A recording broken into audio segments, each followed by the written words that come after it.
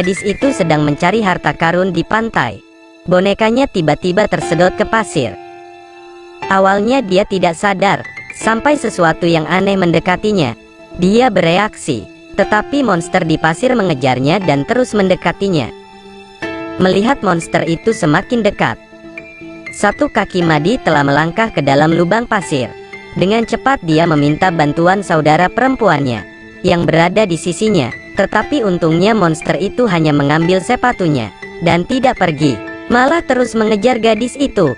Gadis itu berlari dengan cepat untuk melarikan diri, tetapi hanya dengan satu putaran menyerang. Robby dan Esmas bereaksi lebih dulu dengan memanjat tinggi untuk menghindar. Robby berbalik untuk menghindar, tetapi monster itu tidak berhenti. Ia malah langsung menelan ransel Robby, dan kemudian dia memuntahkan seluruh isi tasnya. Orang sangat sulit untuk dipahami. Pada saat itu, mereka menemukan bahwa kabel pengisi daya sedang bergerak. Rabbit datang berlari meraih charger. Dengan bantuan Esma, mereka mengeluarkan kaki yang besar. Keduanya langsung melompat sekuat tenaga untuk mengeluarkan monster tersebut. Dan kemudian mereka dengan cepat memakukannya ke tanah.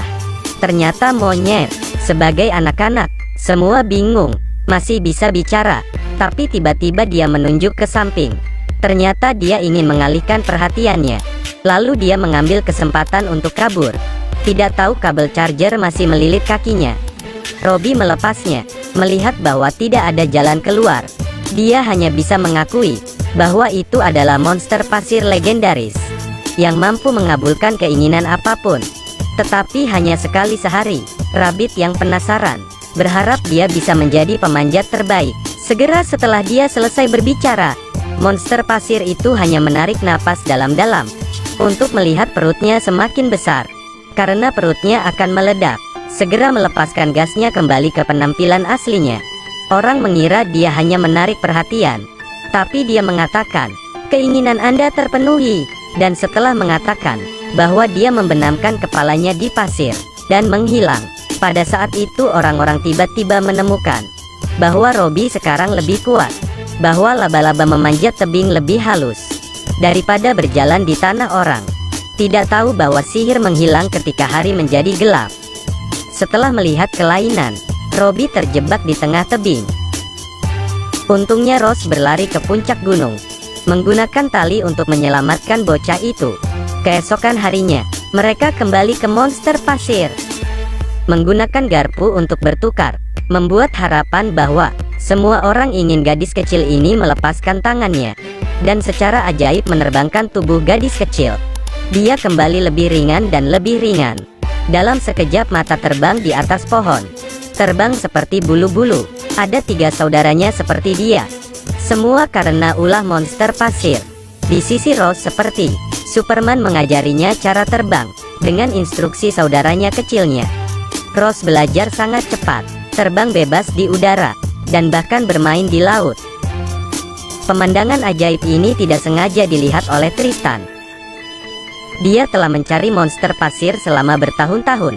Melihat anak-anak terbang di udara, pasti permintaan dengannya. Keesokan harinya anak-anak pergi ke monster pasir lagi. Kali ini mereka ingin kembali ke dunia 100 tahun yang lalu. Monster pasir bukankah dia menolak untuk terus memenuhi keinginannya dalam sekejap. Mata mereka terbang kembali 100 tahun yang lalu. Tetapi begitu dia tiba, pemilik perkebunan menganggapnya sebagai pencuri dan mengusirnya. Mereka semua melarikan diri dengan cepat. Hanya Rose yang tidak beruntung, ditangkap oleh pemilik perkebunan, menangkap gadis itu dan membawanya ke gudang, mempertanyakan apa yang telah dia curi.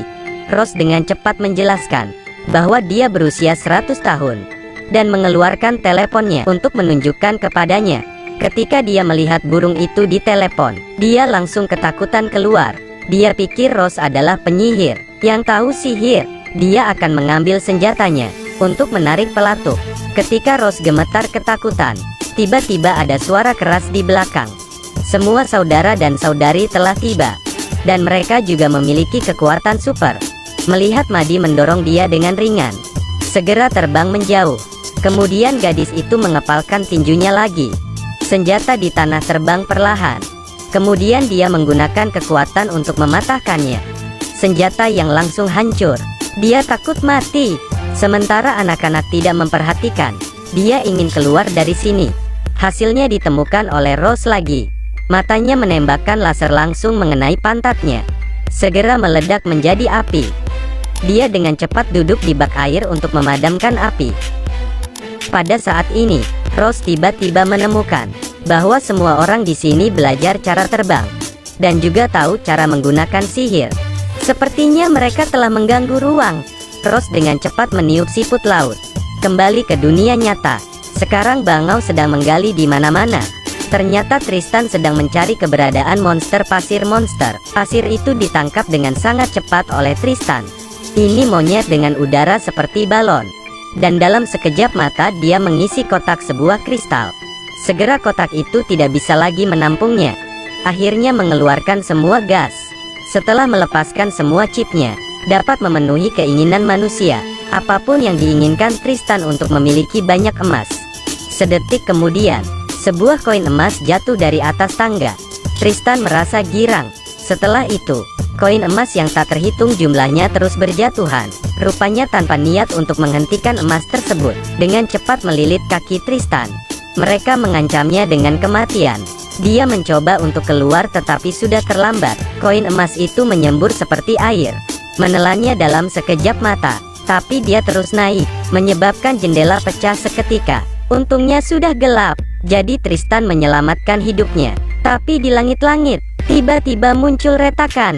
Jeritan Tristan bergema. Seluruh rumah runtuh, menguburnya di puing-puing. Ini anak-anak semua ketakutan, tapi masih ada masalah di depan.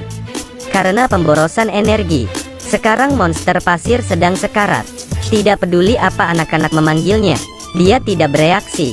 Madi berpikir mungkin dia lapar, jadi dia memberinya makan. Pasir sebenarnya keajaiban tak terduga.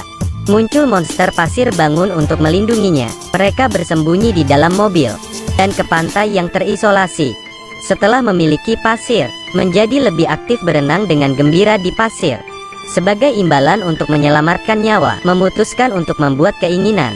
Tiba-tiba, anak-anak itu bukan untuk diri mereka sendiri, tetapi berharap orang lain tidak akan pernah menemukannya.